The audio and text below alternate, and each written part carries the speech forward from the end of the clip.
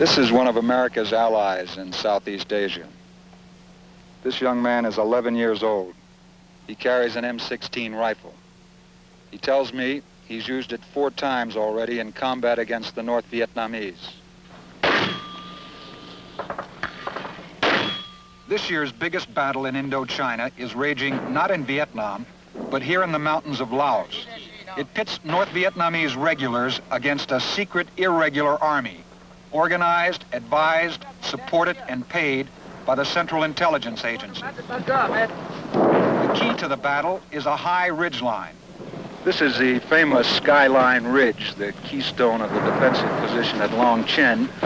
We're getting mortar fire in here right now from the North Vietnamese divisions which surround this place, which is why everybody is staying so low. In the past few minutes, we've had mortar rounds land within 15 yards of here. I know it, we're damn close. Well, you've been getting 2 rounds, 3 rounds every 10, 15 minutes. How many kids do they get? Though many of its recruits are under 16, the secret army has been the toughest force opposing the communists in Laos. Now the North Vietnamese are making an all-out effort to destroy it. This week, there is still heavy fighting around Long Chen.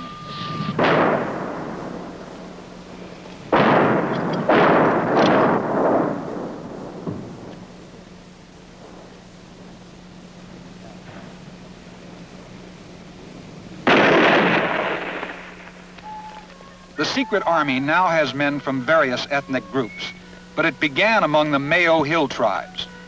The Mao, or Hmong as they call themselves, are a fiercely independent people who thrive in the rugged highlands.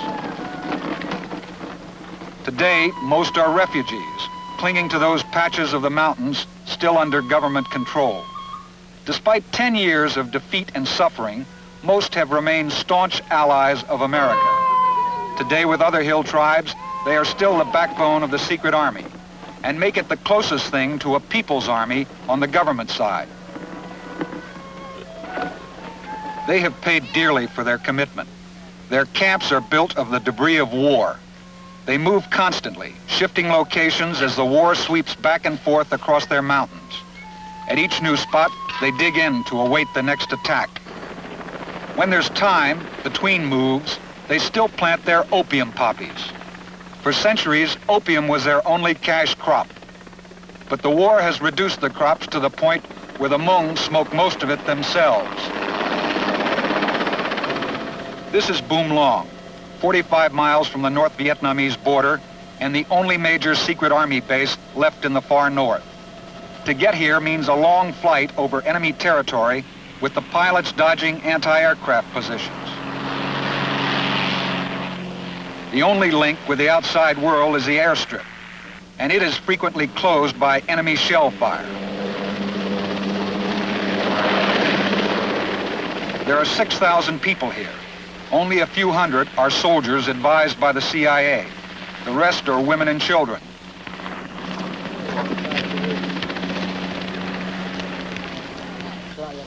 Bum Long is called the fortress in the sky, and it's a fortress under siege.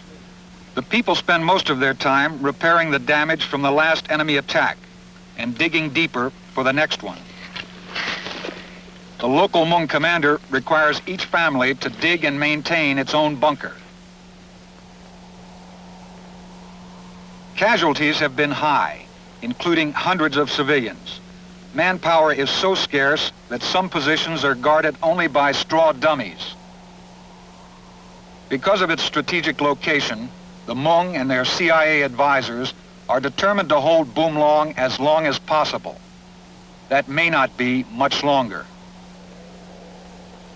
Each year, the enemy assaults become heavier. The defenses are littered with the bones of North Vietnamese soldiers who have died here.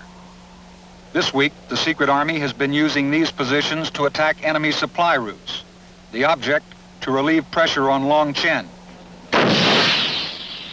If Long Chen falls, Bum Long will almost certainly be next.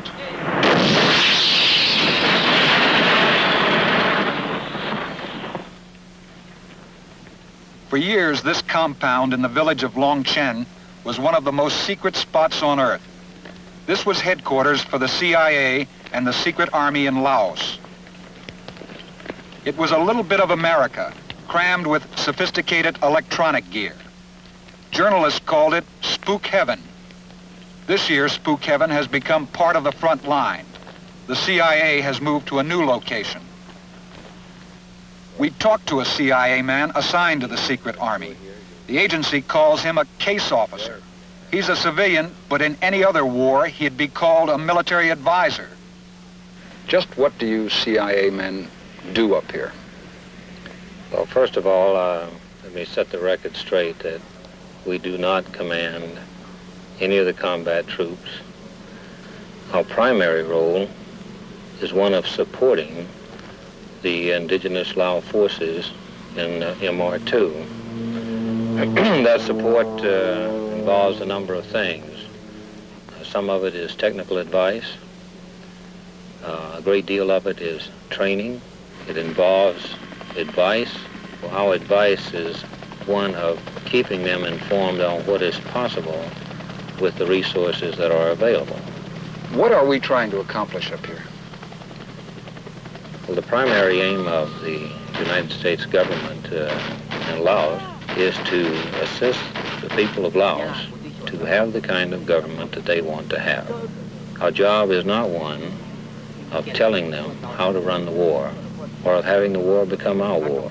Our task is one of working with them, training them, advising them, letting them make the decisions that they believe are in their national interest. And so far, we have been able to conduct this with very, very few Americans. The man who commands most of the secret army is General Vang Pao. He is a Hmong tribesman who worked closely with the CIA in organizing the hill people. Today, along with his secret army role, he also commands all Lao forces in the most crucial military region.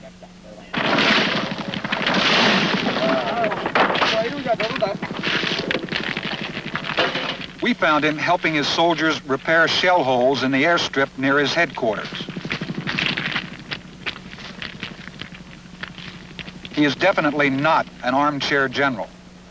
He's part warlord, part tribal father figure, and the most effective military leader in Laos today. When the war permits, Vang Pao spends most of his time with other tribal leaders.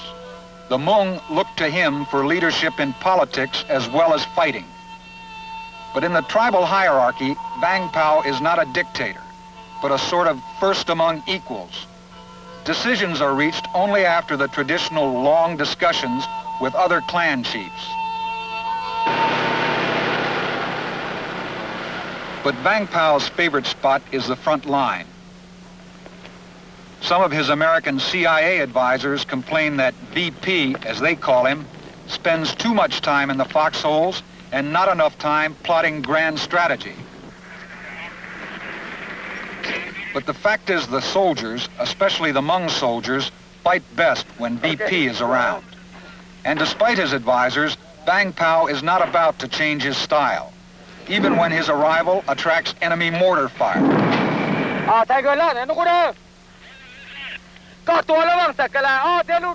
Vang Pao likes nothing better than playing the role of an Oriental George Patton and personally directing counter-battery fire. General, what have we got over in that position we're shooting at? 120 mortar. A 120 mortar? Yeah. Well, that makes it interesting. Yeah. We're up on Skyline Ridge, which in terms of the war in Laos is likely to become a legend like Heartbreak Ridge in Korea or Hamburger Hill in Vietnam. These holes we're sitting in right now, up until about 48 hours ago, were occupied by one of the best North Vietnamese regiments there is. All these positions off to our front here are occupied by the North Vietnamese. The secret army was not designed to slug it out with North Vietnamese divisions. Their performance at Long Chen has surprised most experts. But the fighting there is heavier than ever, and no one knows how long they can keep it up. Casualties in this year's battles have been the heaviest ever. They are evacuated in American-furnished planes and helicopters. Most of those who survive are treated in hospitals paid for and run by the American Agency for International Development. The dead are also flown out, wrapped in American body bags.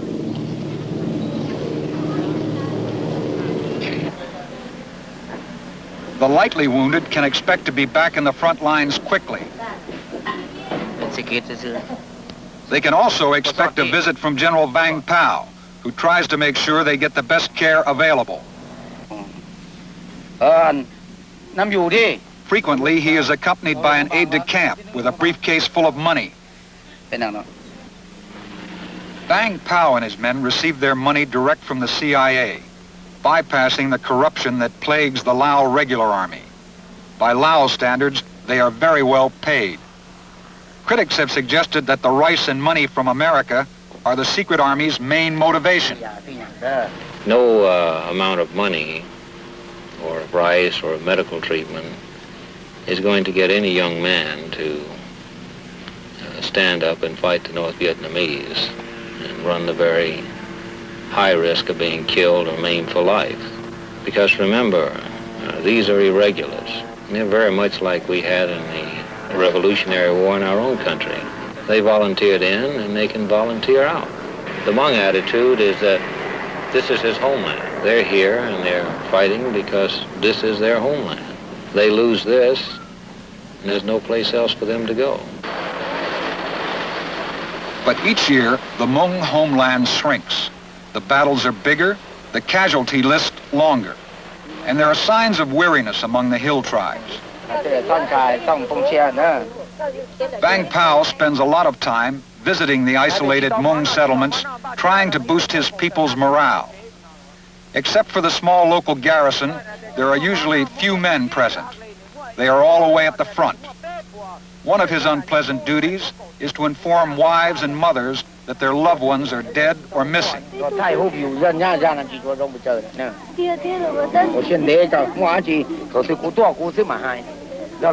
This week, some units of the secret army refused to continue the fight at Long Chen. But they were not hill people. The Hmong are a tough and stoic race. And as long as Vang Pao is willing to lead, they seem willing to follow.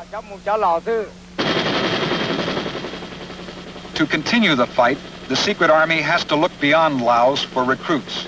These soldiers are Thai volunteers, recruited and trained in Thailand by the CIA, which also pays them. The Lao, and particularly the hill tribes, have been bled white by the war.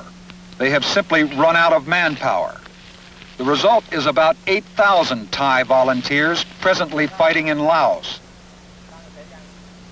Some senators claim this violates a congressional ban on mercenaries being hired to fight in Southeast Asia. Both the Lao and Thai governments are very touchy about the subject. The volunteers have taken heavy casualties in the recent fighting. Where are you from? I'm from Bangkok. This is a long way from Bangkok. How long have you been here? 1 year. You've been here 1 year? Yes. You fight the North Vietnamese very much? Yeah. I work here 1 year, but I think it's very long. It's same 10 years. 1 year here seems like 10 years. Do you like it here? No, I don't lie. The entire northeastern region of Thailand has a population of about 18 million Lao. Therefore, these Lao, that is, these Thai of Lao descent, have a reason to defend Laos as well. This is readily understandable. It is not Thai regulars that we have now, but volunteers. His Highness is satisfied that this does not infringe on Laos's position in the world as a neutralist country. No problem. They are volunteers who come to fight, as was the case, as you know, in France, with the Foreign Legion, which includes individuals from all nationalities. So why not in our case? Whatever the diplomatic niceties, the Thai volunteers are absolutely necessary. Without them, the secret army, and Laos too, would probably collapse. Even if that happens, Vang Pao says the Hmong will fight on. Even if the North Vietnamese could take over all our territory, we will take to the jungle to carry on the fight against them, no matter how long it takes, 50 or even 100 years. We will keep on fighting until the North Vietnamese get out of our land.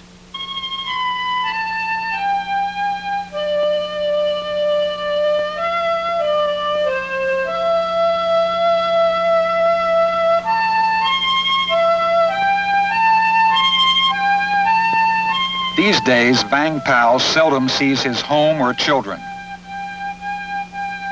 He has been through crises before, but this year, the military situation is worse than ever.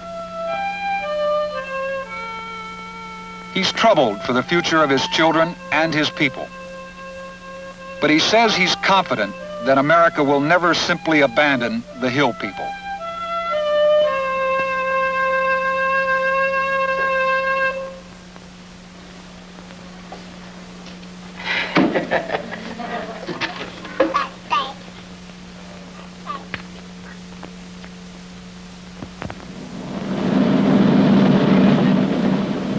For the civilian charter pilots, the war begins at dawn, when the engines start turning at Vientiane Airport. Air America alone carries 12 million pounds of cargo and nearly 10,000 people out of Vientiane each month. Their destinations are diverse and often dangerous. Well, now on the unfriendly activity, which was right off to the south, I don't see the same marks that were on the previous chart. But, no. But here again, it looks like perhaps we've lost that unfriendly activity. Yeah. There are very few milk runs left in Laos. At pilot briefings, the latest reports on enemy anti-aircraft positions are as important as the weather. Again, if you're low level, good chance you may pick up some unfriendly fire. Pilots say the only thing worse than flying in Laos is trying to land there. By local standards, this dirt strip set between mountains is a major airport. It is now the Secret Army's headquarters in northern Laos. Big planes bring the cargo in, and from here, smaller planes and helicopters haul it to 100 different sites in the surrounding mountains. These days, much of the cargo is ammunition. Most of it parachuted to what the pilots call the friendlies. The control tower is primitive, and there are no navigation aids. Yet between daylight and dusk, this strip handles 900 takeoffs and landings each day.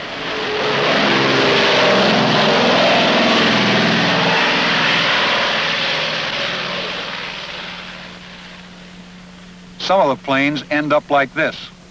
As one pilot said, Air America is not exactly like flying for Pan American out of JFK. This was one of Air America's major operations centers until the enemy overran it. The combination of danger, superb flying, and exotic locale, plus a tradition of secrecy, has led to some highly sensational reporting about Air America. Its pilots have been called America's Flying Foreign Legion and the Lord Jims of Laos. What is Air America? Well, it's the same thing today that it always has been, and that is a charter air carrier whose major customer is the United States government. And it's nothing more or less than that. The average age, by the way, is 43 out here, so that they're not a bunch of apple-cheeked youngsters who are looking for big thrills. Most of them already have their thrills. Each season, it gets worse. As an example, we're within 15 minutes now of an area. Last year was like a rest center. This year, as you know, we've already had one airplane shot down. What's the worst thing about flying out here? The mountains, the weather, or the bad guys? It's a combination of all three. We have three distinct flying seasons. It's either smoky, windy, or rainy. And any one of the three combined with the enemy creates the situation that none of us like. So you don't really have a happy season? No, there's not. How long do you plan to keep this up? Each year I say it's my last one. This is my 7th year now. What is it that brings you back? Money. No, not really. It's a big influence, of course. I have 2 daughters to put through school yet, out of my 6. So even though I'm retired, I still have to work. You like the guys you work with? Yeah, a real bunch of pros, every one of them. We have an extreme sense of comradeship and a sense of competition that I think is not excelled in any profession. Let's say the U.S. government put, let's say, 500,000 troops into North Vietnam to accomplish the same job that we're accomplishing here with a handful of, so to speak, American professionals. We have a commodity to sell. We can't sell it any place in the world except right here. And if you want to be, if you just want to be mundane and about it, take this war away, or if we quit, you talk about why we do it. If most of us went back to the United States, we would be a dirty old man. Come on, Jim, you're a dirty old man here. What are you talking about? Well, not really. It is a different operation, I think, than you'll find any place in the world. But on the other hand, as far as professional standards go, we do meet the requirements of any major airline, regardless of where it is throughout the world. It is becoming tougher, but it hasn't reached the point where we're giving up by any stretch of the imagination. All of us are very talented, very, very talented, and we can avoid what they have given us so far. But it is becoming a little more difficult for us to do. We are really all... If it's a normal day today in Vietnam, we and our allies will kill about 200 Viet Cong. In turn, they will kill or wound about 100 Americans, and we will spend over $48 million. And all this is just a part of our ground war in Asia against communist aggression. Right over here at the right, we discovered 2 tunnels, and we're preparing to blow them very shortly. There's dirt around the holes. We can see that they haven't been dug too long. So this means they're not too far away. Today in the air war, if things are normal, we will drop bombs in nearly 800 airstrikes. About 100 of these airstrikes, however, are part of the semi-secret war in Laos. This bomb, for instance, will fall on communist infiltration routes through Laos to South Vietnam and Thailand.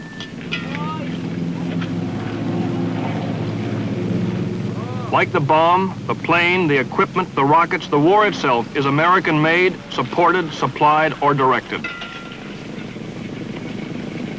These planes will be flown by American-trained Laotian pilots, part of the holding action we support in Laos while we try and defeat the same enemy in Vietnam. The ground war in Laos is a bloody mixture of old and new, of swift guerrilla raids and static trench warfare, where the same troops have occupied the same muddy holes for years, with the enemy dug in only a few hundred yards away.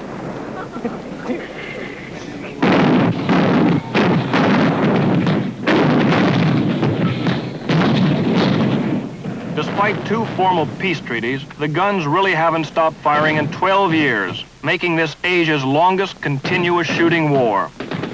Its great significance is that it exemplifies all our past Asian policies, blunders, hesitations, and frustrations. And for those who believe negotiations and conferences are the solution to war in Asia, it has some somber lessons.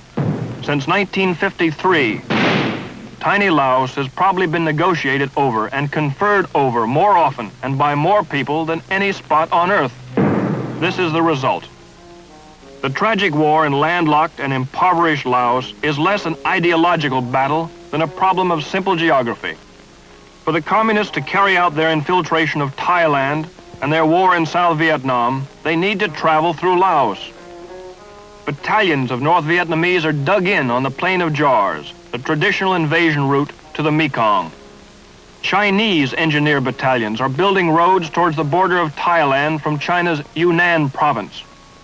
50,000 North Vietnamese move supplies down the Ho Chi Minh Trail to South Vietnam.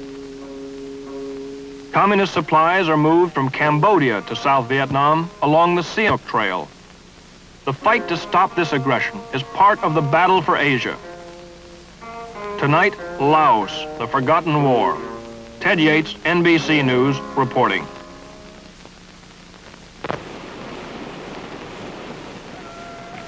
I want to make a brief statement about Laos. It is, I think, important for all Americans to understand this difficult and potentially dangerous problem. In the last half of 1960, a series of sudden maneuvers occurred, and the communists and their supporters turned to a new and greatly intensified military effort to take over. Since this pronouncement by President Kennedy in 1961, over $300 million in U.S. arms have gone to Laos. But the country is still dominated by the communists, and the chaos in Laos, as it was then called, still goes on. The chaos, in fact, has increased. Here at the royal capital of Luang Prabang, in addition to its other problems, Laos has two capitals, is the king. He's been in the palace 6 years, but still refuses to be crowned because, as soothsayers report, the stars are not yet right for the event. About the only thing that brings the king to Vientiane, the administrative capital, are royal matters, in this case, the funeral of a royal prince. Shielded from the sun, the monarch leads the mourners. With him, royal princes, behind the feudal hierarchy of Laos. First, the Royal Officers Corps. They run the country, sometimes well, sometimes crookedly, invariably at odds with each other. The important Buddhist monks. And the representatives of 60 tribes that add the element of ethnic diversity to the country's political confusions. The funeral cortege passes Vientiane's greatest edifice. Begun as the Laotian Victory Monument, the project sits abandoned. Probably because there has been no such thing as victory in Laos for anyone. It is now called, more appropriately, the Monument to the Dead. Most of its cement was stolen from U.S. aid.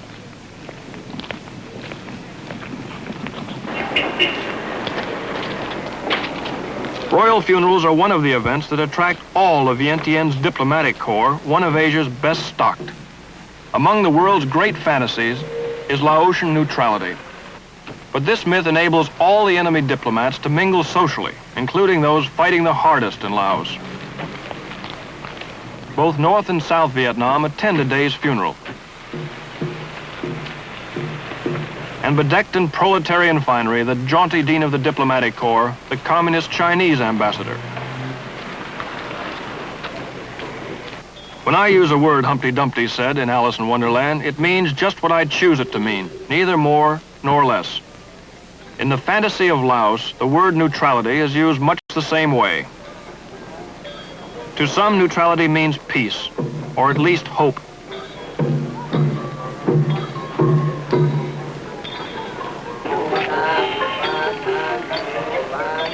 To others, it is a word behind which armies are hidden, aggressions continued.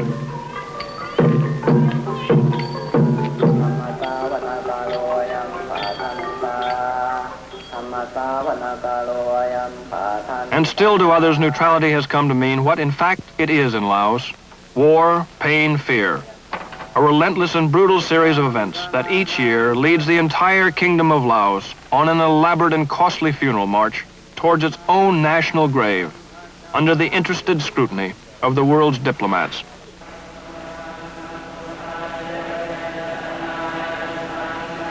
As the North Vietnamese ambassador listens to the funeral prayers just across town at the Royal Army camp, some of his countrymen are less honored. These prisoners are North Vietnamese soldiers captured in Laos, part of the 75,000 North Vietnamese who have invaded the country.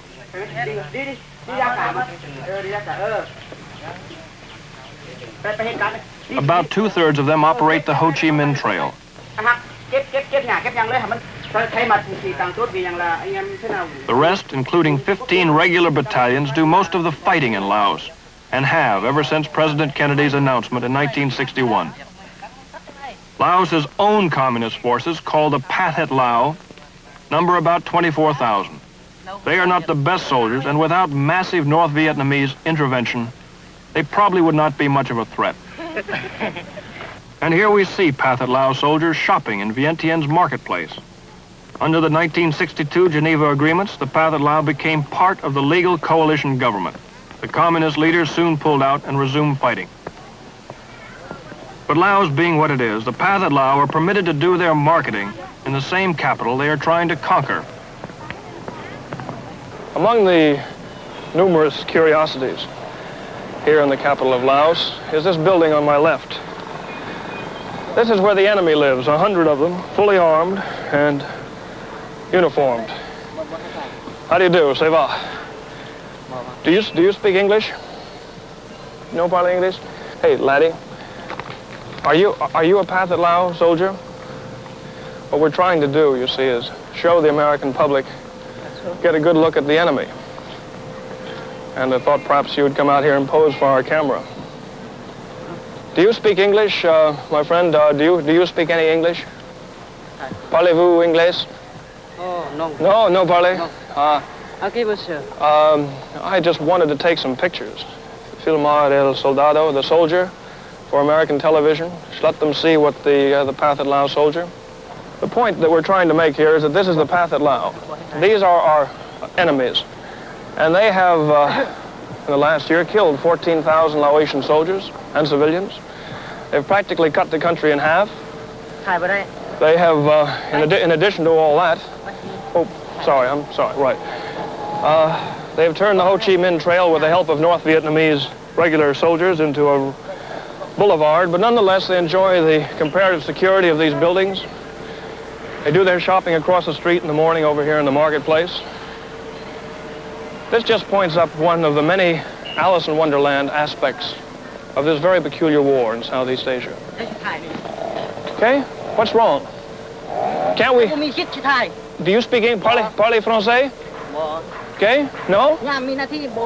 What's wrong? What's wrong? What's the problem? The problem, in a nutshell, is that Laos is all mixed up. It has communist, neutralist, and royalist armies, plus the Royal Air Force, which recently bombed Royal Army headquarters. It has a king who can't be crowned because of his fortune tellers. The neutralist army were once part of the Royal Army, then fought against it, but now fight the communists. The communists have their own neutralists, who fight the original neutralists. Laos is a confusion of political solutions that don't work, and guns that do. And it's producing a confused and cynical population of hungry people who, faced by these weird realities, do their utmost to escape from becoming involved. We escaped honorably, we thought, through the Geneva Peace Agreements of 1962. Laos was left theoretically neutral, governed by a coalition of neutralists, communists, and conservatives.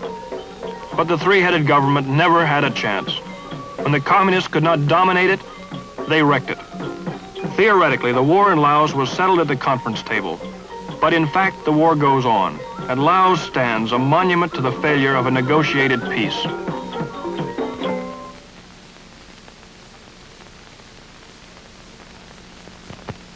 There hasn't been a successful coup d'etat in the capital of Vientiane in 3 years. This political feat has been accomplished by Prime Minister Prince Phandanouvong, whose task it's been to hold the remnants of Laos together and maintain its pretense of neutrality.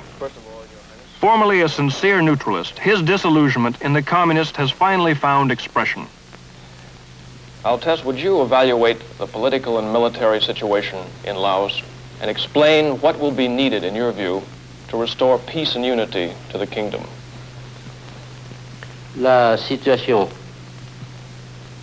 politique et militaire au Laos. The political and military situation in Laos comes from the disrespect for the 1962 Geneva Convention by certain signers. Indeed, the 1962 Geneva Accord prescribed that foreign troops had to withdraw from Laos. On the other hand, an article of the accord specified distinctly that no signatory power could use the territory of Laos to attack their neighbor. I'm sorry to say, to my regret, I am obliged to declare that North Vietnam never did withdraw its foreign troops, and that North Vietnam has continued to use the territory of Laos to go from north to south by what we call the Ho Chi Minh Trail. That is why, at this hour, my country still finds itself at war. Because, due to the fact that North Vietnam needs this passage across Laos, there has not been any political unification. Behind the words is the harsh reality of the forgotten war. In the mountains of northern Laos, this is what the front line looks like. And this is what supports our side of that very lonely war. The only way to supply the isolated, often surrounded guerrilla camps is by plane. This is an Air America Caribou, bringing ammunition, medicine, food, refugees, and wounded into Sam Thong, a base camp only a few hours' march from the nearest North Vietnamese battalion.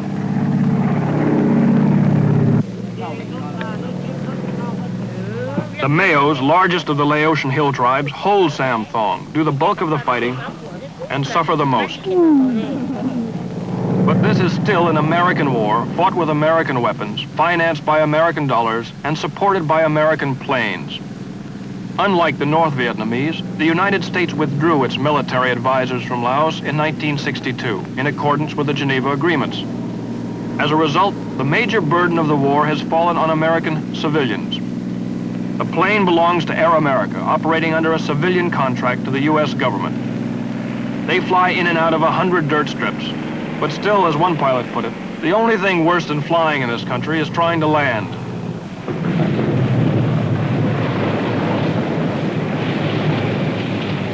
Nobody will tell you just how much the war is costing America, but just to keep Air America and similar companies flying cost the United States a reported $10 million a year. Air America operates about 50 aircraft ranging from twin-engine transports to light planes and helicopters.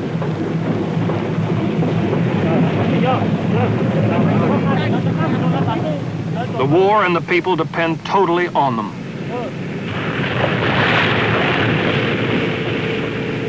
The pilots, mostly veteran bush pilots, earn up to $3,000 a month, and between monsoons, mountains, and North Vietnamese anti-aircraft guns, earn every cent of it.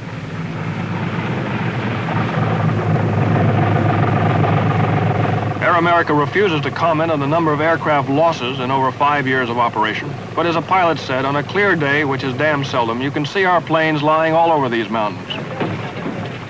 Here in northern Laos, the friendly Mayo guerrillas hold the mountaintops, but the surrounding valleys are controlled by the communists. Air America is their only link.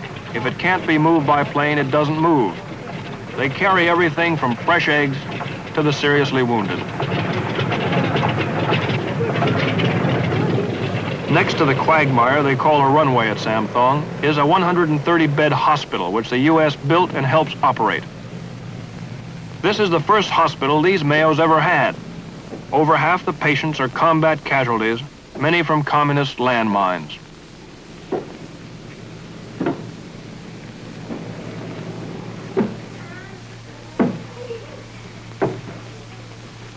USAID medical facilities treated over 13,000 combat casualties in Laos last year, and that, they say, is only a fraction of the total. Many casualties don't make it to the hospital. Nursing services are scarce, so this Mayo woman stays with her husband. He was wounded by a communist machine gun during a guerrilla raid. Supervising the hospital is a Laotian surgeon, one of the few in the country. He is assisted by an American USAID surgeon, Dr. Robert Jackson. He tells us about his newest patient. He had his arm by his side, went through the arm and into the chest, hit the rib, and came back out. He was fortunate in that the bone was not hit. It was a through and through flesh wound. No broken bone here. Most of the sick and wounded at Phandanouvong are flown in. Once there, they have a good chance, provided they get there in time. But the enemy, the weather, and a shortage of airplanes all too often makes this impossible, and so they die.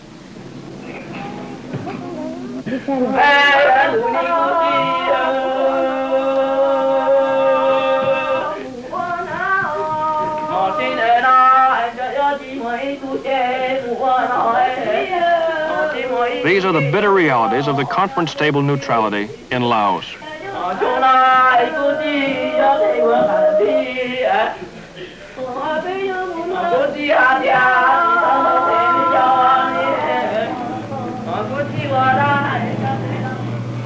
But the war goes on, advised and assisted by American civilians hopping from one mountaintop to another in light planes. The plane and the pilot are from Air America. The passenger is Jack Williamson, a U.S. aid advisor and veteran of 5 years of this mountain war. He and 5 other Americans try and coordinate U.S. help to nearly 100,000 Mayo tribesmen fighting the communists in Laos. He is on his way to a guerrilla outpost deep in enemy territory. They fly near the lush Plain of Jars, a communist stronghold. To avoid its anti-aircraft batteries, they duck through clouds and valleys at treetop level.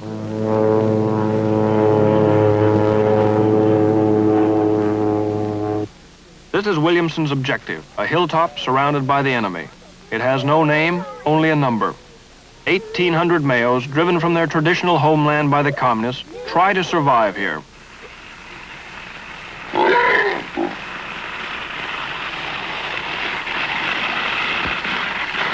The skateboards are made from the rollers off airdrop supply cases. They do not know what peace is. Shelters from communist mortar and artillery fire are handily located. It is a village caused by and literally built from the war. The Mayo defend themselves with a collection of hand-me-down U.S. weapons, World War II rifles, machine guns, and mortars. The ammunition is flown in by Air America, and as the ammunition is used up, construction in the village increases proportionately. American out of JFK. This was one of Air America's major operations centers until the enemy overran it. The combination of danger, superb flying, and exotic locale, plus a tradition of secrecy, has led to some highly sensational reporting about Air America. Its pilots have been called America's Flying Foreign Legion and the Lord Jims of Laos.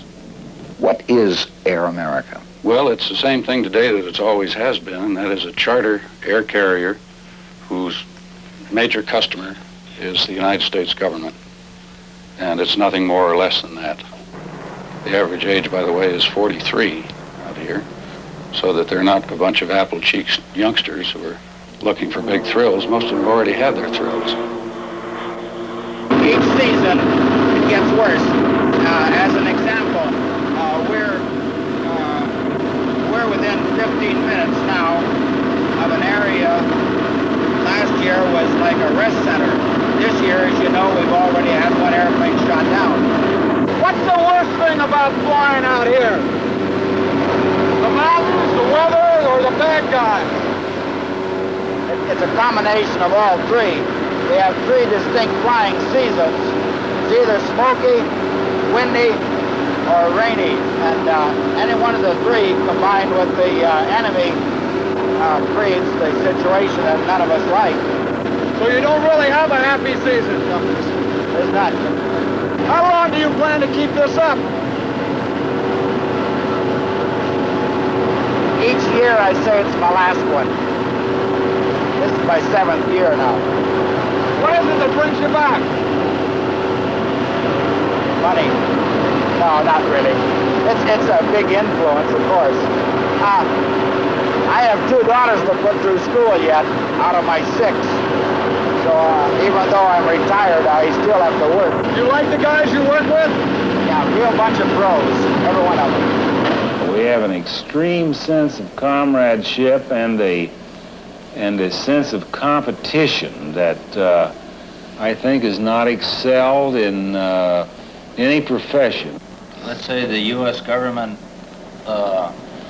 put, let's say, 500,000 troops into North Vietnam to accomplish the same job that we're accomplishing here with a handful of, so to speak, American professionals? We have a commodity to sell. We can't sell it any place in the world except right here. And if you want to be, if you just want to be mundane and about it, take this war away, or if we quit, you talk about why we do it.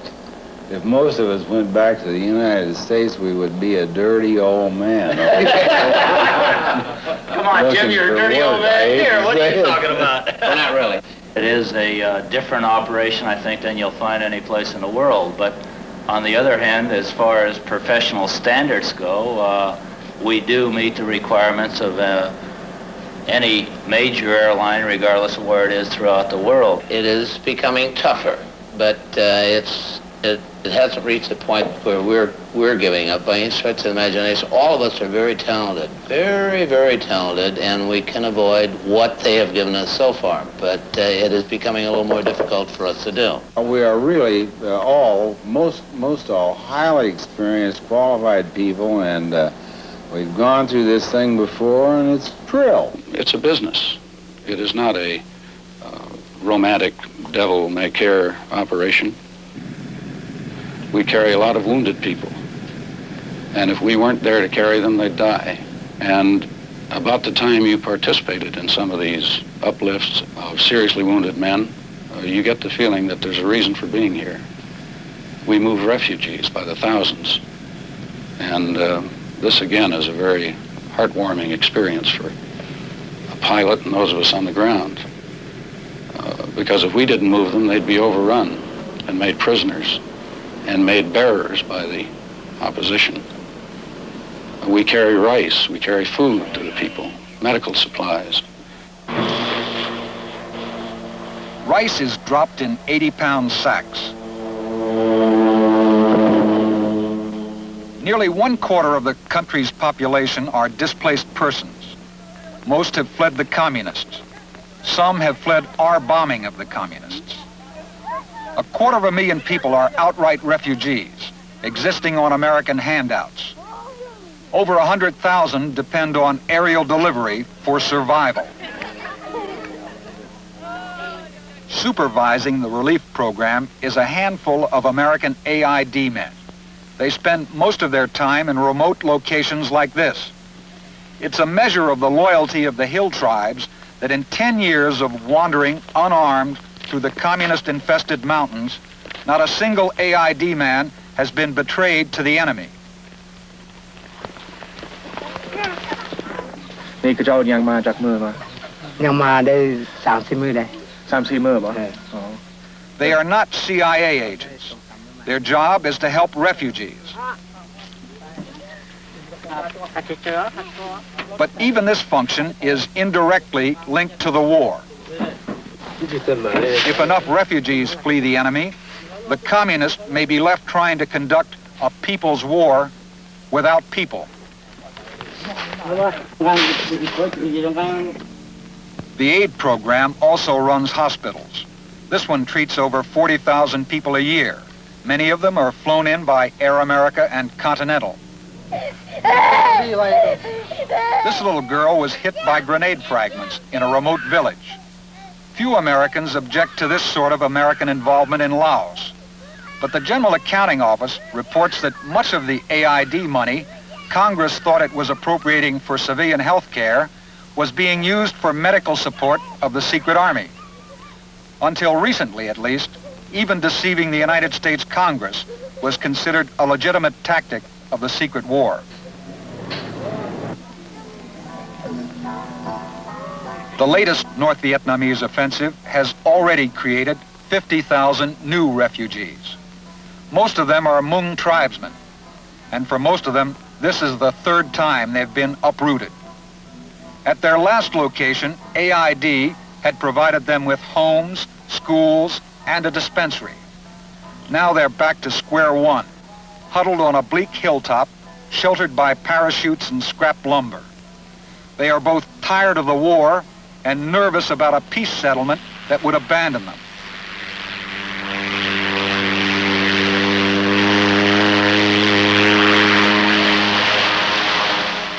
In the meantime, they depend on the charter planes for everything. And for the pilots of those planes, landing strips like this are becoming riskier every day.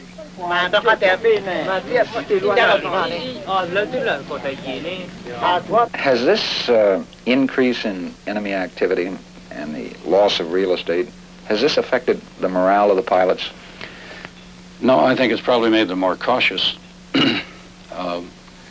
It can ruin your whole day if you land at somebody else's airstrip, or one that you think is friendly, and you find out it isn't the hard way. That very thing recently happened to one Air America pilot. His wrecked aircraft still sits like a squashed bug on the enemy-held airstrip. People on the airplane talked to people on the ground, and they said everything's secure, so I landed. The fellow I had with me, known to me as Swamp Rat, suggested I shut the engines down, so I turned the engine off. And this was one of the first mistakes I made that day. The minute that the prop started turning, it stopped turning, they started shooting at us. The first one put holes in the machine, and the Swamp Rat was already outside the airplane, and he hollered at me, let's go, and this didn't take a lot of encouragement. Since the airplane was done, it was unwound, well, I leaped out of it too, and I still, though, was laboring under the illusion that when it's all over, I'm going to get back in my machine and fly out of there. This is what aviators do. They don't walk, they fly. 2 days after losing his plane and nearly losing his life, Jim Russell was flying again.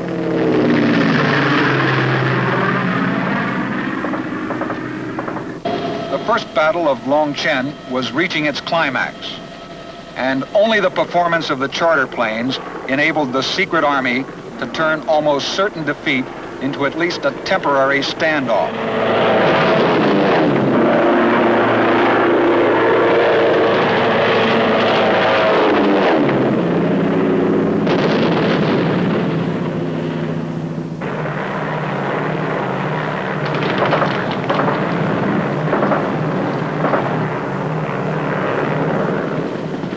Only helicopters could land to pluck out the seriously wounded. North Vietnamese artillery was shelling the airstrip. Enemy snipers were firing up at the planes. Enemy machine guns on the hills were firing down at the planes. But the friendlies were out of water and ammunition, so the planes went in anyway. They shared the narrow airspace with fighter bombers, trying to blast the enemy off the ridge lines.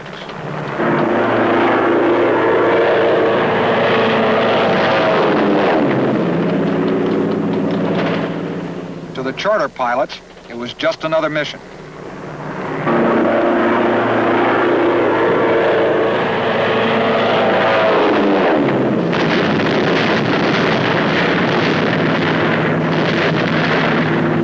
It goes in spurts. Last February, for example, when we didn't have so much heavy anti-aircraft, we had 27 airplanes hit in 1 month. 27 airplanes hit in 1 month? Yes. This December, when the flak was more intense, we had 24 airplanes hit.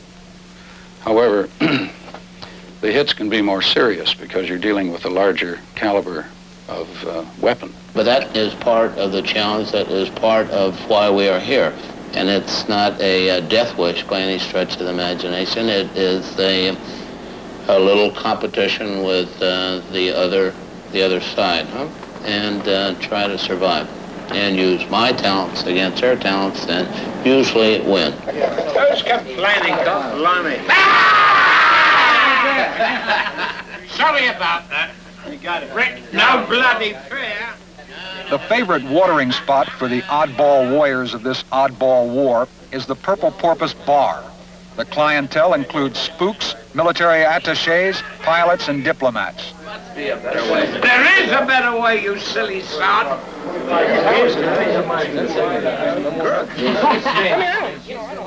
The pub keeper is a misplaced Englishman who calls himself Monty Banks. He gives away nearly as much booze as he sells, and to make sure his clients can discuss their clandestine business in private, he frequently places his saloon off limits to journalists. I woo you every night, dear, and I woo you every day. I'll be your regular daddy if you put that gun away. Oh, lay that pistol down, lay that pistol down. Pistol back in mama, lay that pistol down. How do you cut the barkeep off? Make him drink his own liquor. You? Me? The Americans that are in this town are the best Americans I've yet met. The people that walk into my bar, the Americans, collectively, are human beings who love humanity. Thank you, honey.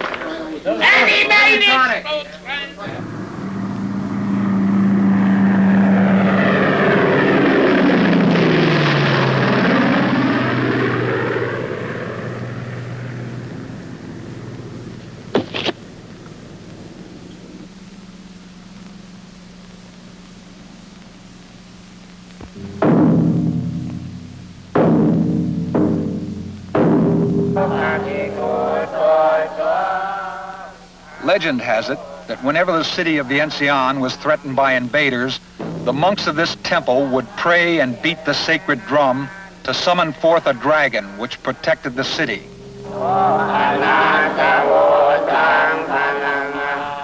Today, the very existence of Laos is threatened, but there is no dragon to help.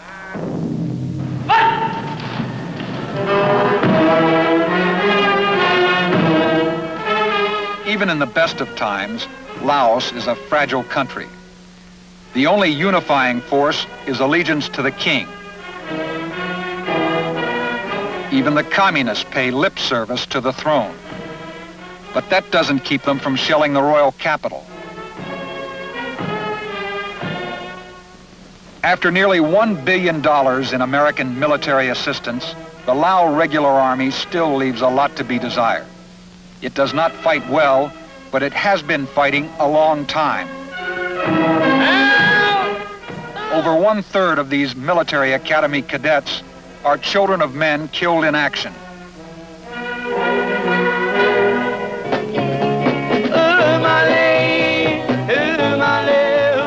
For the most part, the children of the rich and powerful don't have to worry about the army. They don't seem to worry much about the war either. Millions of dollars in American aid have helped make Vientiane a swinging town. You'll be waiting to make it right. You know you made it right. Usually, only those without money or political connections end up in the army. They are poorly paid and usually poorly led. They have little motivation. Many units have become expert at avoiding confrontations with the enemy.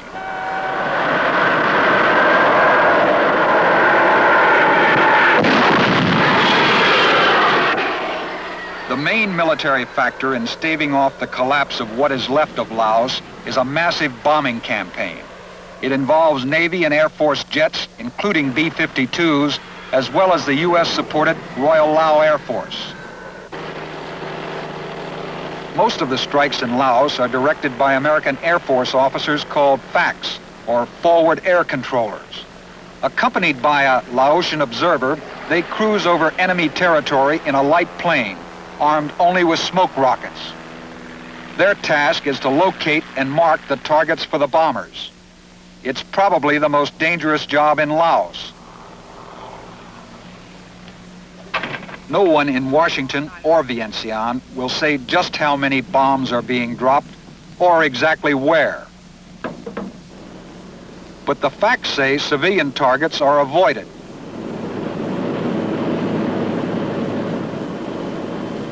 We're reasonably sure that 100% of it's on military targets.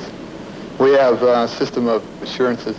We carry a Laotian to talk to Laotians that don't speak English, and they verify our targets. There are certain places that are just obviously unfriendly, and any of the targets, trucks, boats, supplies that we find are military targets. and such targets where civilians may live, like villages or hooches somewhere. Well, we stay strictly away from these. Well, the North Vietnamese are pretty smart people. Knowing you're trying to avoid civilian targets, they concentrate their supply effort in a civilian-type area. What happens then? Okay, well, of course, they've got that one system, and they use it all the time. They put supplies in villages, and we can't hit it.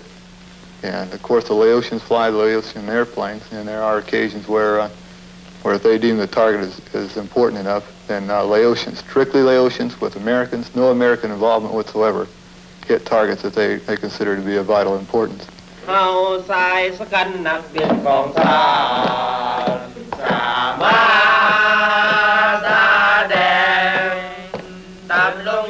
Royal Lao Air Force is an American-created byproduct of the secret war.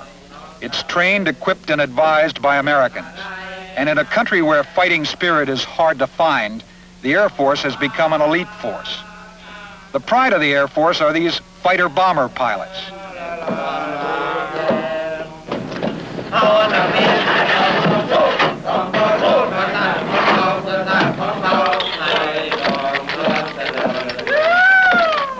Actually, their fighter bombers are T-28s, originally built as trainers during the Korean War.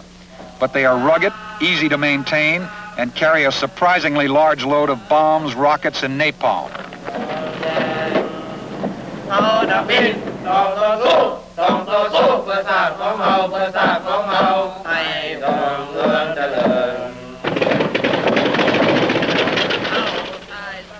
With 40 T-28s, the Lao Air Force flies up to 4,000 missions a month. The pilots quickly become veterans. They are paid about $55 a month, plus a bonus of $1.60 per combat mission. By any standard, their losses have been heavy. The sons of 2 Laotian cabinet ministers are among the pilots who have been killed.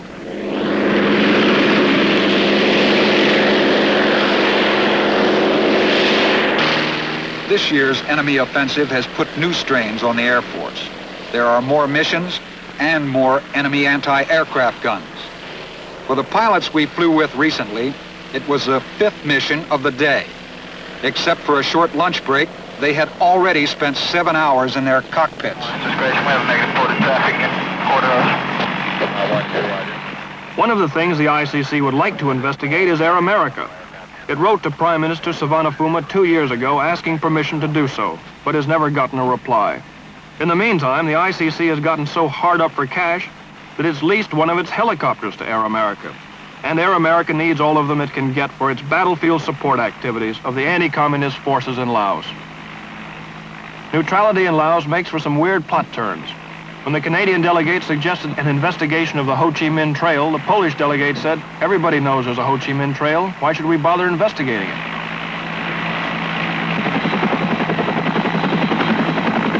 And so it goes in Laos. The job of this American colonel is to keep the neutralist troops supplied, functioning, and most important, fighting. That's the same job our military advisors have in Vietnam. But here, for the sake of protocol, they are called military attachés of the American embassy. The Commission has been doing, is always anxious to do whatever it can to, but it has its limitations.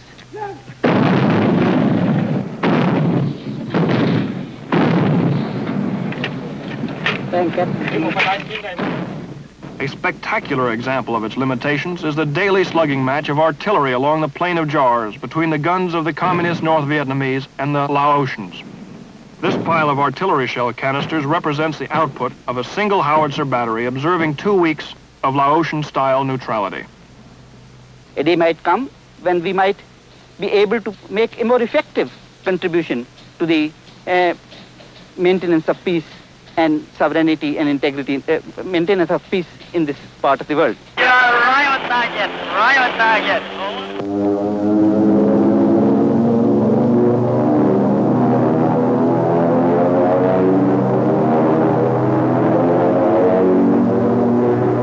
We're coming in from an altitude of about 2,000 feet.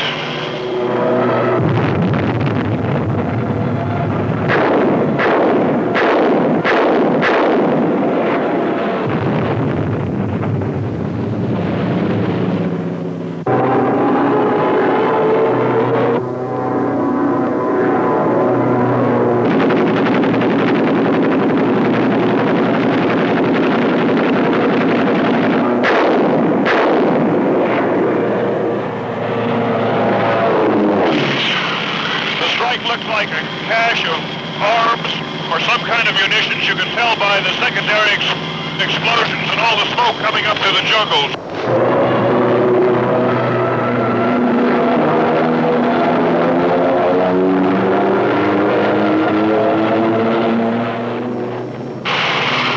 You can see the napalm hit and explode in those trees.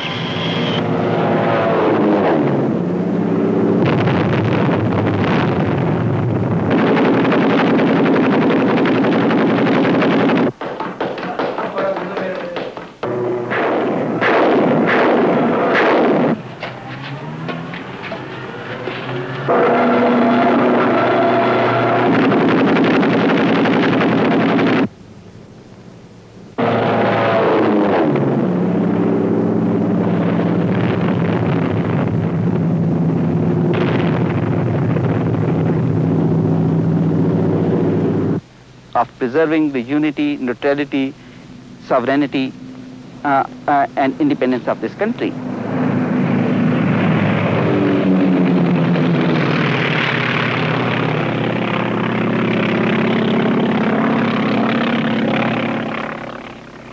And we have to take solace from what Milton said, they also serve who only wait and watch. This is the wound of entrance, where the bullet went in the leg. The wound of entrance is always small, and this is the wound of exit in the thigh. So you will agree that this is not a very healthy or a satisfactory state of affairs, and I, as Secretary General for this commission, have many anxious moments on this account.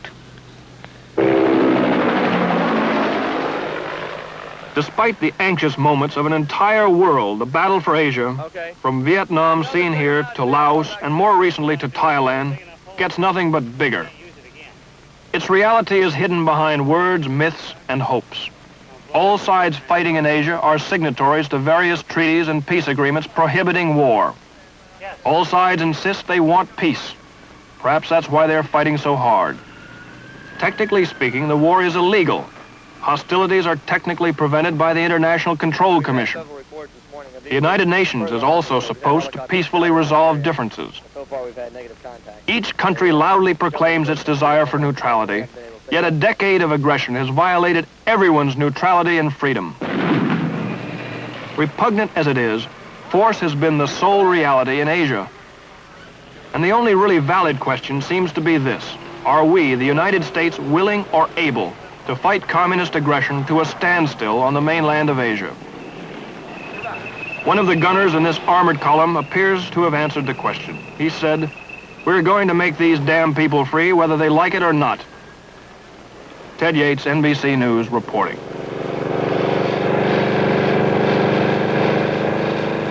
When the communists overrun these villages, they like nothing better than to add a U.S. plane to their war trophies.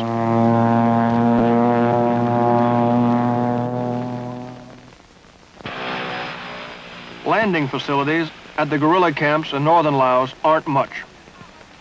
They are so bad, in fact, that a new kind of aircraft called STOL, for short takeoff or landing, have to be used. This turboprop creation is a Pilatus Porter.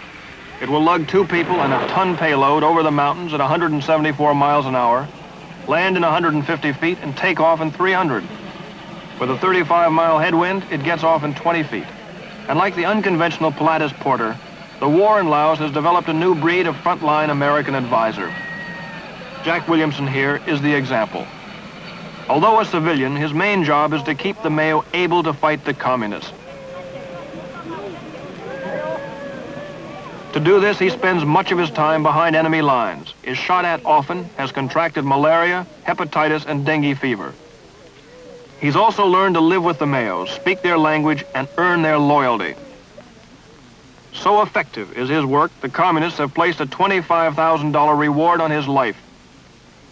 Williamson's only fear, however, is that the United States will grow weary of the war and abandon our Mayo allies to the communist invaders. Here he asks the guerrillas why they fight. I asked him, why don't they like the communists? He says because, one, when the when the communists come, they force the men to be bearers for the Vietnamese soldiers. They must carry their rice, they must carry their ammunition. They don't like this. Second, they take all their women, and their women are passed among the soldiers, the Vietnamese soldiers, and they don't like this. And two, they take their children and send them to school, and they never see them again, and they obviously don't like this. And there's a lot of other things that kept going on, but this is basically, they don't like the Vietnamese coming in and taking over. Totally committed. And since they made this commitment, they'll be totally annihilated if the help isn't given. There's no question about it. The Vietnamese is to completely annihilate these people, because it's the only real resistance they've met out here in this, as far as this country is concerned. In Laos, the Mao guerrillas are doing to the communists what the Viet Cong are doing to us in Vietnam. Their hit-and-run ambush tactics against invading Vietnamese units in Laos are not only militarily effective, but have forced the so-called communist liberators into the embarrassing position of fighting a counterinsurgency war. But the war has driven the Maos from their farms, and they are hungry. So the biggest part of Jack Williamson's job and U.S. aid is just to keep them eating.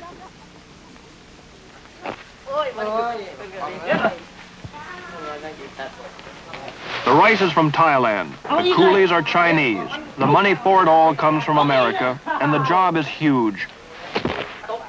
To keep just 130,000 tribesmen fed and fighting takes over 20,000 tons of rice a year, plus wheat, corn, and oil. All this cost the United States over $5.5 million. These coolies manhandle 50 tons of rice a day. What they are doing is rebagging rice into 80-pound loads for airdrops. Each bag is double strength and hand-stitched shut, so it's not as apt to burst on impact from the airdrop. All in all, about 250,000 Laotians have been driven from their homes by the war, about 10% of the total population, and we're helping to feed most of them too. But the Mao rice lift is our biggest single operation. From this warehouse in Vientiane, the bags are trucked to the airport and loaded on Air America transport planes. 2 years ago, Air America rice planes had the skies over Laos pretty much to themselves. Lima 36, Jolly Green 56. Calling Jolly Green 56, say again. This is Hotel 22. I don't think there's anyone up on the radio at 36. Today, the radio channels are full of American voices involved in our air war against North Vietnam and communist supply routes in the South. But this mission is to drop rice, not bombs. The target is the nameless Mao camp, where Jack Williamson has learned the rice supply is exhausted. 36, Jolly Green 56. 750 is Carberry inbound, going to Tower. We'll have 1,200 pounds on board. The problem now is whether or not the pilots can find the camp. The solution seems to be to bank through the clouds for a closer look, and in the process, avoid hitting a mountain or enemy anti-aircraft fire.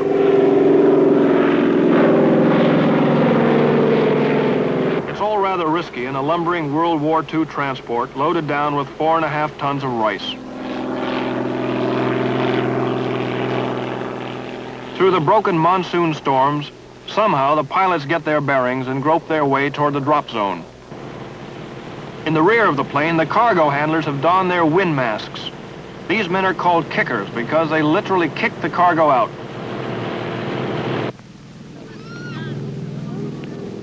The sound of the engine brings everybody, even the pigs, scampering to the drop zone. This plane is the difference between life and death to everyone, pigs included. Its arrival means more to these people than Christmas. The pilots rely on Kentucky windage for aiming the rice drop. When they ring the bell, it means push, and out goes the first 18 bags of rice, the most basic weapon in the old and forgotten war in Laos.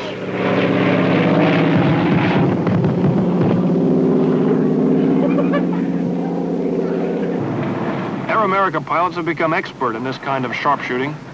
From 1,000 feet, they can generally put 90% of the bags into an area the size of a tennis court.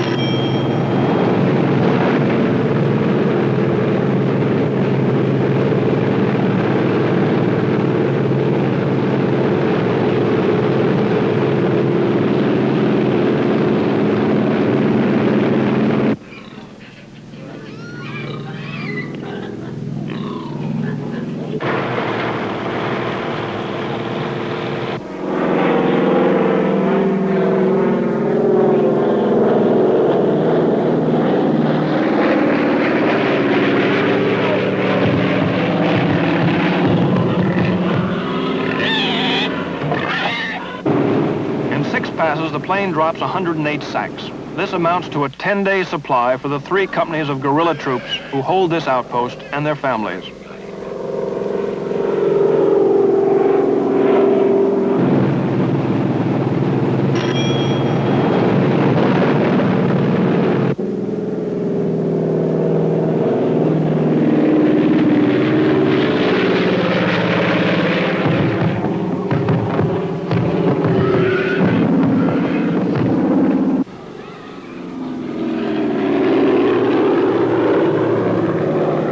Because of bad weather, this drop was nearly a week late.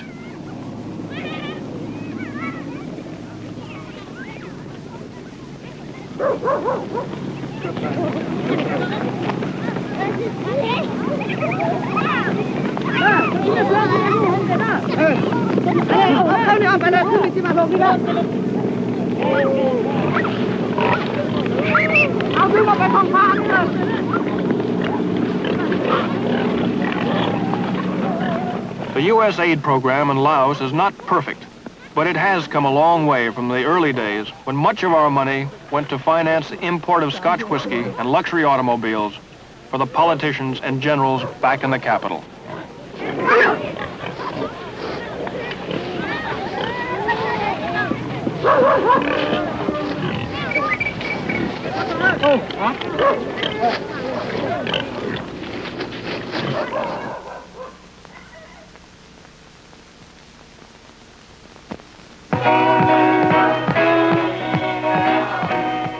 Neutral Laos has a more formal war. These young Royal Lao Air Force pilots are part of it. After a day of combat missions, many supplementing American airstrikes on communist supply routes in Laos, they relax a bit. Their pay is $12 a month. There is no flight pay, and their tour of duty is for the duration of a war that has no end in sight.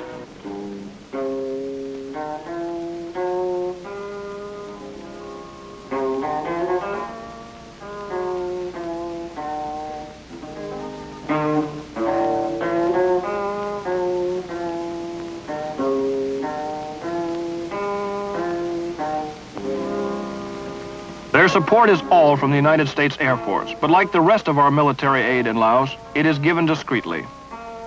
The legitimate government of Laos has asked our help, thus our participation in the war is legal. But the pretense of Laotian neutrality is the price Prime Minister Phandanouvong extracts from us in exchange for letting us help fight his war in Laos, as well as letting us use Laos to help fight our war in Vietnam.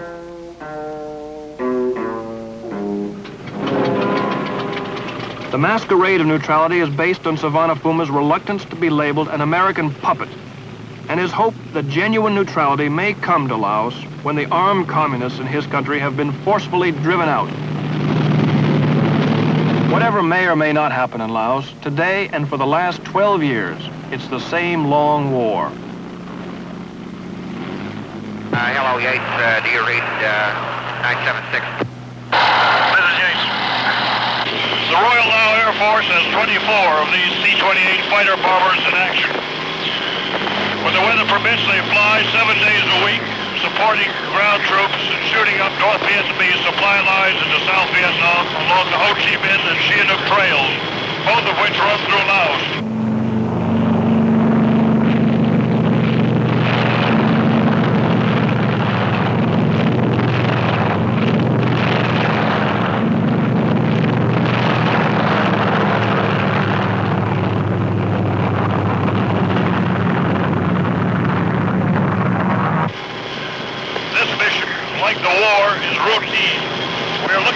Target. That's the impersonal way of saying we're looking for someone to kill or something to destroy. Trucks, oil depots, rice stores, bridges, anything useful to the enemy fighting in South Vietnam. We are flying towards the junction of the Ho Chi Minh and Sihanouk Trail in southern Laos. To our front is Cambodia, to our left, Vietnam. We are armed with 750-pound bombs, rockets, napalm, and 50 caliber machine guns. Quite a load for a Korean War vintage training plane. Much of the pilot training here is strictly on the job. These pilots range in age from 19 to 34.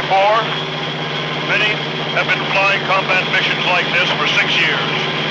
They go to war every morning as routinely as an American man goes to his office.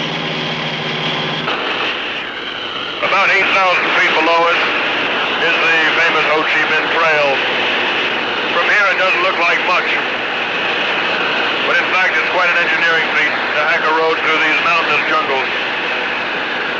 It still is one of the principal supply routes of the North Vietnamese into South Vietnam. From here it's a small red ribbon winding down these valleys. The reason we're not flying lower and closer is because of anti-aircraft positions defending the road. If you look closely, you can see where the trail has been bombed. See some bomb craters. The trail has been mostly hand-built, and you can see by the enormous cuts that have been made in the face of these cliffs the tremendous amount of work that's gone on here in 2 years.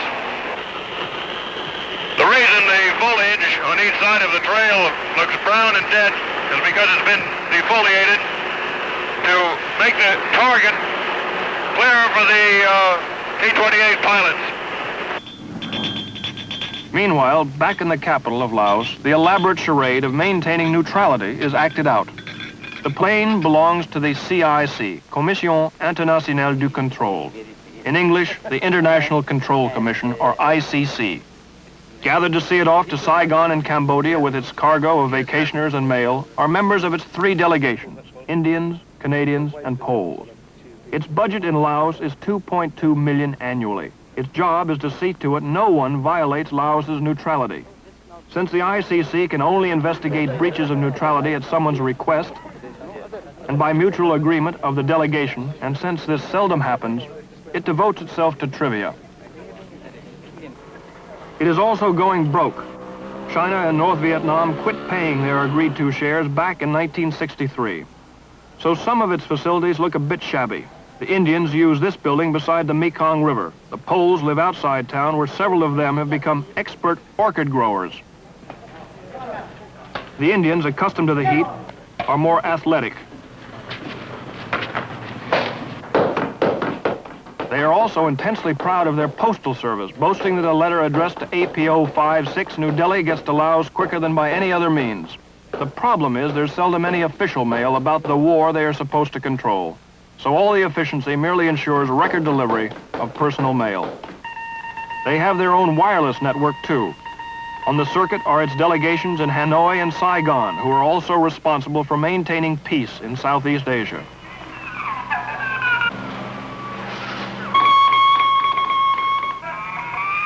The wireless was installed so the Commission could react promptly and effectively in case of emergency, such as any outright violations of neutrality of Laos by the Vietnamese, Americans, or anyone else.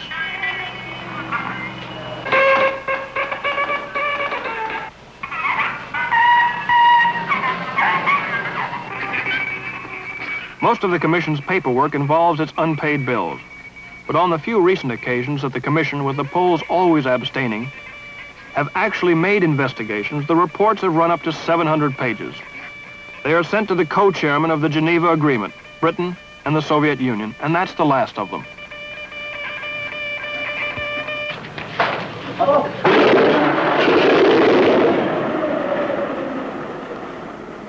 Besides its own airline, which sells tickets to anyone to help pay for the gas, the ICC has its own inspection helicopters, furnished by the United States, which take about 30% of the Commission's annual budget, even though they don't inspect anything. Once, several years ago, the ICC tried to stop a communist offensive by helicoptering an observer team into its path. The communists kept right on coming, and the ICC barely got out with their lives. Since then, they stay parked. Impotent it is, but the ICC has many dedicated people who would like to do their job. Residing at this comfortable Vientiane mansion is the Indian chairman of the ICC. But his efforts are frustrated by rules of procedure, as well as having all meaningful activities of the ICC boycotted by the communist-aligned Polish delegation. His name is Girdhari Laopuri, career diplomat. With him, his daughter. The International Commission for Supervision and Control, which, as you know, consists of Canada, India, and Poland, with India as the chairman of the Commission, supervises that as laid down under the protocol, no foreign troops, foreign instructors, foreign equipment, military equipment comes into this country. That no signatory to the agreement violates the agreement by imposing a military agreement upon this country, or using this country as a base for military operations, or doing anything which may infringe against the sovereignty of this country or against its neutrality. And all the efforts of the Commission are geared to see that this country remains sovereign, independent, and united. But do you read me? This is Yates. Below us now is the Sihanouk Trail. It looks much less developed than the Ho Chi Minh Trail, but nonetheless it too is a principal supply route into South Vietnam for the communist forces. Here again you can see on each side of it the brown, dead-looking trees, the result of defoliation efforts to make the trail a little clearer for the bombing missions. It's very difficult to locate targets on the trail because of weather, and also because the enemy has learned at the first sound of an airplane engine to hide and camouflage their vehicles and themselves. These roads and supply routes have all been built by hand, very often conscripted labor, people taken from the little villages and forced to work on these emergency supply roads. Under the present conditions, unfortunately, the Commission is not free to operate in each and every part of the country. And therefore, in actual functioning, its functions are very much limited. Nevertheless, I do feel that by its very existence, it is keeping the hope alive that the country is committed to those ideals that, as I said, of unity, sovereignty, neutrality, and integrity. And to that extent, I think we have the goodwill of all the signatory powers. They had already spent 7 hours in their cockpits.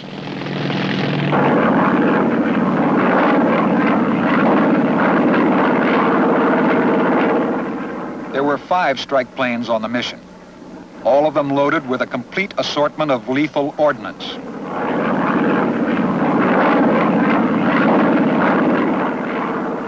I flew in the back seat of a strike plane. NBC News cameraman Charles Feckerty flew in the American piloted fact plane, which was pinpointing the target for the strikes.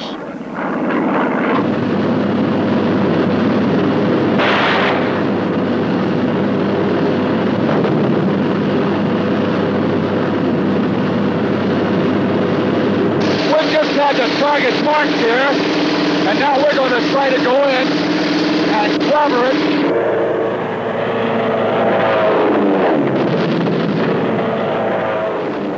The target was a Laotian army outpost that had been overrun the night before.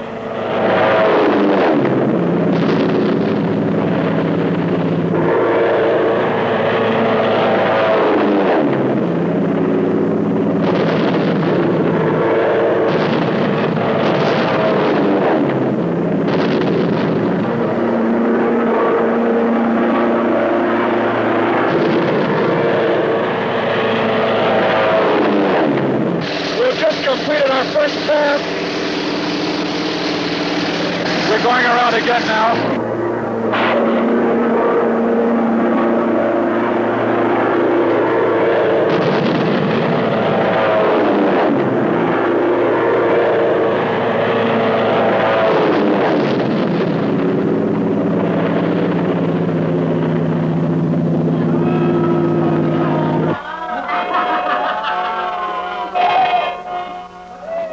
After a day's flying, there is happy hour, often a mixture of American whiskey and Lao dancing.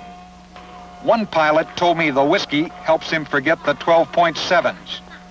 He was referring to the 12.7 millimeter heavy machine guns, which are one of the communists' favorite and most deadly anti-aircraft weapons.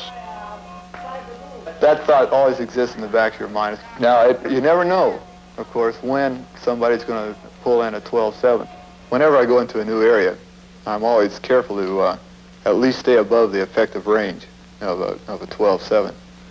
And then today it was particularly true that I had no idea what to expect because the friendlies had reported trucks moving in the area, and they could have been bringing in anything. So I started out in the area fairly high. But they don't have a tendency to shoot at facts so much unless they're reasonably sure that they can get them. Once they give away their position, then we call in too many airstrikes. And so they generally stay away until they're sure they can either get a FAC or else they can get the strike aircraft. The forward air controllers have become a special breed. Their uniform usually consists of blue jeans, camouflage survival vest, and a Colt revolver. They are mostly captains and lieutenants in their early 20s. They're proud of their work. This one, George Towsley, graduated from the Air Force Academy in 1969. Before that, he was an Eagle Scout. How long do you normally stay out on one of these missions? Well, we can go for about 3 hours with the fuel we have, and we can stretch it to 3.5 mission. 4 hours about very most this airplane can go, and that leaves us no reserve, so 3.5. Will you be relieved by somebody else then, or? No, I'm taking off now, and I'll go till about 5 o'clock, and then I start going back home, and that'll be it for the day. We just fly in the daytime. Good luck. Thank you, sir.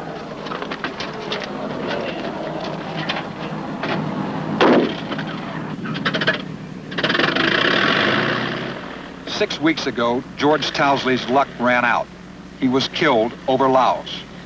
No one knows how many Americans have died there. That part of the secret war is still secret.